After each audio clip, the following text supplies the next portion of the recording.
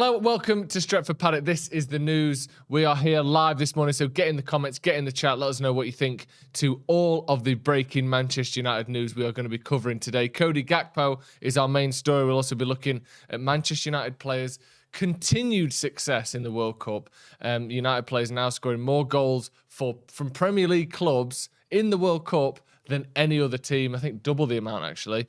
That's assuming that Ronaldo's attempts to get that goal awarded to him last night are not successful. But we'll get into that in just a minute. But before that, get in the comments, like I said. We've got a few people in here already.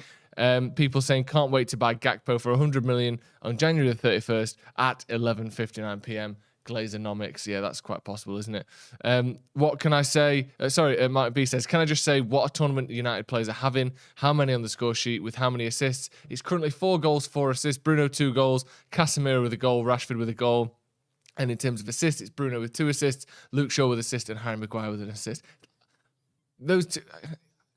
How could I have known that? Do you know what I mean? That's just stats built into my brain there. Thank you very much. Daniel Coe says, morning, Joe. Great meeting you in Coffee Pot. Lovely fella. Oh, nice to meet you. Yeah, he was stroking my partner's mum and dad's dog. Anyway, let's not get into that. Cody Gakpo. Let's start with that. So last night he was speaking about his transfer to the press. He was saying, you can see there in the Daily Mail quotes from this. He said, forward Cody Gakpo has refused to rule out a move in January amid strong interest from Manchester United. The 23-year-old has been in electric form in the Eredivisie this season with 12 goals and 15 assists. I think it's something like 17 goals, 18 assists in all competitions, including the national team this season now, in 31 appearances, I believe, which is absolutely sensational. More than a goal or assist per game, which basically means that before the game has started, one way or another, he's getting you a goal. Whether that's by scoring it himself or setting someone else up, you start the game 1-0 up, which, you know, we've seen that with Messi and Ronaldo over the last sort of decade or 10 to 15 years. And that's something that is all of the top teams and the teams that have won the most trophies over the last decade or so have had a player like that or more in their team. Obviously, Madrid with Ronaldo, Barcelona with Messi. Even looking in the Premier League, Aguero was someone for a long time that I think his goals to minute ratio was like a goal every sort of 110 minutes or 100 or so minutes, which is just over a goal a game. You need someone like that in your team. United have got some great players at the moment, Martial and Rashford in particular, who have hit those types of numbers before. Bruno, another one who's hit those types of numbers before. But adding another player in like that would just be fantastic for United. If we scroll down, we can see the quotes here from Cody Gakpo. He has been talking about the potential move. He says, right now, I'm busy with the Dutch team. I'll see what happens in the winter. In football, anything is possible, which is kind of the classic, isn't it? It says, he goes on, I'm focused now on the World Cup. It's always nice to hear. But I just focus here and do my best. I don't get shy about the rumours, but it's a team sport. It's not about one person. I prefer it to be about the team. It's nice that the things these people write, but I'm not too concerned with that. I'm not surprised. Backing himself. I've scored loads of goals and made loads of assists. I'm not surprised Man United want me. I know what I'm capable of, but it's always a challenge to reach your highest level that's possible. I'm not there yet. I can improve in a lot of things. So you can see him there. He scored 2 goals at the World Cup already, a goal in each game as well, which is, to me, a better quality to have than someone that can score 2 goals against a bad team and score no goals against good teams. For instance, Romelu Lukaku. I'd rather a player that can score 1 goal against any team in the world, 1 goal in every game, than one that gets 40 goals a season, but 40 of those goals or 35 of those goals are against bad teams and only 3 of them are against the top teams. Someone like Van Nistelrooy, I'm not saying Cody Gakpo is a Van Nistelrooy type player by any means, but someone like Ruud Van Nistelrooy was a great example of that. He can score and will score in every game. It's not 4 goals in 1 game and then no goals for 6 games. It's 1 goal in every single game, which is a brilliant trait to have. And so far for the Netherlands, he's got a goal in every game, which is excellent. Martin P says, cheers, Joe. Great minds think alike. Yeah, talking about the stats for United players there. I mean, if we had Cody Gakpo on as a United player, we're well ahead. And if we had Ronaldo on as well, which we're not allowed, we're even further ahead. Cody Gakpo, then there's also rumours obviously linking him to United. These have been going on since the summer. The rumour was that United came in from a little bit later in the window with sort of a week or 2 to go, possibly as an alternative to Antony. But eventually it seemed like United wanted them both, or certainly Ten Hag wanted them both. In the end, we only ended up with Antony. I think the price and the fee was probably close to double what we thought we would pay for him. I think they wanted sort of in the region of 45 to 50 million pounds for Anthony. We ended up paying 100 million for Anthony. And then you see Cody Gakpo rumoured again at around 40 to 50 million, half the price or thereabouts. But there wasn't the funds and there wasn't the time available to get him. But it does seem as though United are still interested. Big rumours of us still scouting him. We saw a couple of days ago a lot of the top journalists again saying that he would be available and United would be someone that is still interested in watching him. We've seen another journalist as well, if we can get a look at that, Dean Jones from Caught Offside, who again is just another one of many journalists saying there you'd have to consider United favourites to sign Gakpo, but at the moment everyone else is in the race. That's probably what makes it so interesting. I think it's just there is where I'm reading from here.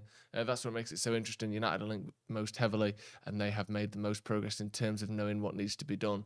But again, Cody Gakpo is clearly a target for Manchester United. It's just whether we deem this a January transfer or we deem this a summer transfer. I'm not saying that it will happen either way for certain, but it seems like Ten Hag clearly wants him. Ten Hag will know him from his time in the Eredivisie. His price point is that of a sort of mid to low level Premier League player, and yet you're probably getting one of the most explosive in terms of numbers players in across Europe at the moment. So to me, there's too many ticks on this deal for it not to get done at this point. I think if you're not, the only thing that would stop it is if Ten Hag changes his mind. Clearly, he's available, for sale. Clearly, the price is good. We're looking at under £50 million. Clearly, his acumen is there in terms of numbers. Obviously, that transition from the Eredivisie to the Premier League is one that's been notoriously difficult. Look at Memphis Depay, for instance. Similar age, similar numbers, similar role in the team. Winger come striker. And he failed to succeed remotely at Manchester United, if we're honest. He had a few good months, but that was it. That'll be the one thing to make sure that, the one thing to overcome, shall we say. Let's have a look at Man United players in the World Cup then, because it's been genuinely fantastic so far for Manchester United players. Luke Shaw been excellent. Harry Maguire, I would say, has been England's best player so far at the tournament. He was very good in the first game, and in the second game, he was England's only good player.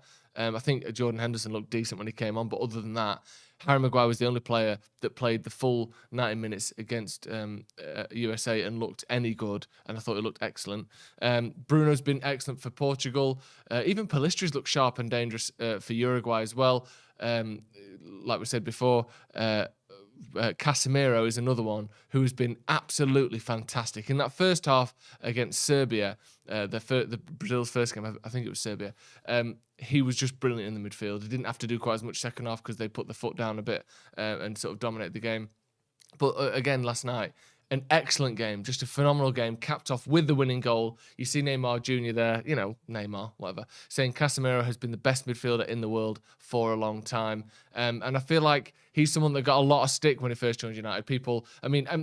We commented on it. That some of his early performances for United looked shaky. He gave the ball away a lot. He looked like he was still getting up to the speed of the Premier League. He got dispossessed quite regularly. I think that Everton game he came on and sort of lost the ball quite a lot. But that was never a comment on his overall quality and how good he would become.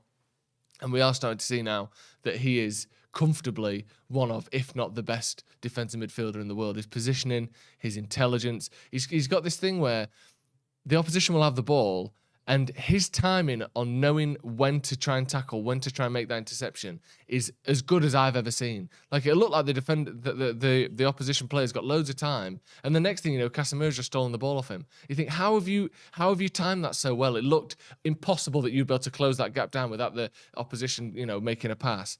And yet somehow he's just sneaking the ball away. He's getting the interceptions. He's getting the blocks in, winning throw-ins, winning tackles high up the pitch. He's just such a phenomenal player. Christian Eriksen, another one who's been okay for Denmark. But we saw last night Bruno with 2 goals. I think there was a rumour that Ronaldo, you can see there, both of them look star or player of the match as it's called in the World Cup. Bruno and Casemiro in their games respectively. Bruno with 2 goals yesterday, 2 assists in the first game as well. I think there's a rumour that Ronaldo might be trying to argue the toss that he actually got a touch on that header, which, if you look at the replays, it's one of them where you can maybe say only Ronaldo knows if he touched it, but there's no real evidence to say that he did. You look at the ball, it looks like it just went straight in. There's no change of the spin. You don't see Ronaldo's hair get moved. You can't quite see gap between head and ball, but there's no reason to think, yeah, that touched him. It just looks as though he didn't touch him. Let's see if we can get to a few 200 likes minimum. Come on. Only 8 likes so far on the video. Let's try and get that way up. If you're watching the video, do hit the like button. Christopher Thomas says, will Bruno be back on his old form now Ronaldo has moved on? I think Bruno's been close to his best form this season already. I think he's been excellent. I don't know if those numbers will ever come back where everything was played through him under Solskjaer. And I think that in any modern system, you don't get that as often. You don't get one player, especially a midfielder like Bruno is, where the tactics seem to be get Bruno the ball and he'll sort you out. That allowed him to just be an absolute machine in terms of numbers. But I think in terms of involvement and danger and creativity, Bruno has been somewhere back to his best already this season. I think he's been excellent. And we've seen at the World Cup, 2 goals, 2 assists in 2 games.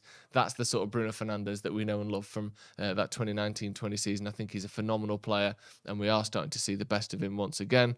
The Ermston Strangler says, Joe, were you a very long baby? Yeah, I was pretty much. I've always been quite tall. I don't know how long I was as a baby, actually. I don't know if they measure length or if it's just sort of general heft. They just put you on a weighing scales, don't they? Glenn Bell says, no argument if it was Fellaini's hair on the end of that cross. Yeah, if it's Fellaini, he's got a touch on it. No question about it. But I don't think Cristiano Ronaldo did. We are back tonight for the watch-along for England versus Wales. A big game there. Obviously, England need to avoid a massive defeat in order to not go through, if that makes sense. So they need to avoid a massive defeat in order to go through, should I say. I think it's 4-0 that England would have to lose by. I mean, catch us later on. It'll be me, it'll be Jay, it'll be Joe McGrath on that one as well. Come back at about 5 minutes gone when Wales have already scored twice. It might feel like there's a chance that England can go out there, but we'll be covering all of that tonight.